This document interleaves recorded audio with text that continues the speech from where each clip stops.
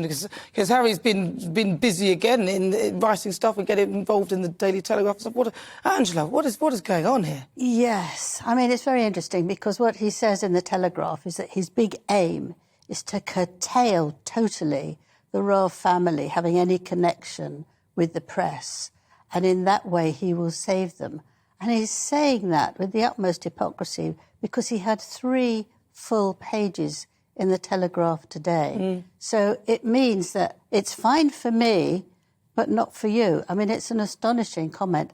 I think he's now very dangerous towards the royal family. He can't be trusted, and he's blackmailing them by threatening that he will come up with another book where he's got another 400 pages that he could write, and this will really shock them. Yeah.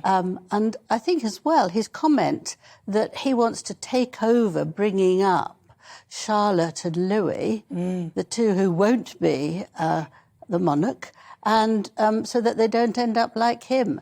And he admits that William has said to him, he's told me it's none of my business, but actually it's very frightening. And he's also said that I will forgive them if they sit down and chat and apologise to Meghan. I know. I mean, this is the Telegraph is a paper here in the UK, and basically Harry's written in there, and he said that he's going to forgive them. He was prepared to forgive them if they apologise. Is this classic narcissistic behaviour? Yes, this is the way to spin completely 180 degrees the narrative. So it's like they make all these shenanigans, they do all this on the media, they do this with their actions, and they try to make it seem like it was you, the one that is guilty of all this. That is a classic narcissist tactic of spinning the narrative that you accuse them of something, and no, they spin it that way, of course, playing the victim. And that is something that Harry has been doing increasingly better every time. Well, he has. But yes, the thing is, you don't think he's playing victim now. He's being a bully. I mean, he said that if he goes to the coronation, it will be in the royal family's place to make the decision. But he will only do it if they sit down, if they go through everything, if they talk everything through. Now, that's a nonsense. They can't do that because he's probably got 3,000 complaints written down that he wants to go through. And if they say one thing, he's going to burst and do more and more and more and more.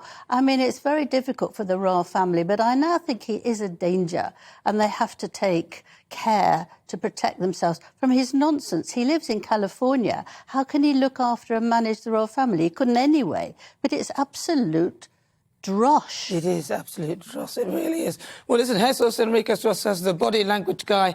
People can find him on YouTube. He's a sensation. He's got so much out there. I love him. Jesus, thank you so much for joining us. Lovely to see you. Lovely to see you. So let's go back to you, Angela. So what do you think then? So final thoughts then on this then, with regard to Harry. I think he's, as I said before, I think he's very unwell. I think he's learning answers to questions and putting them there. I mean, at the end of his book, he says that he wasn't getting any redundancy money. Now, that's absolutely astonishing thing. It's in the last 2 or 3 pages.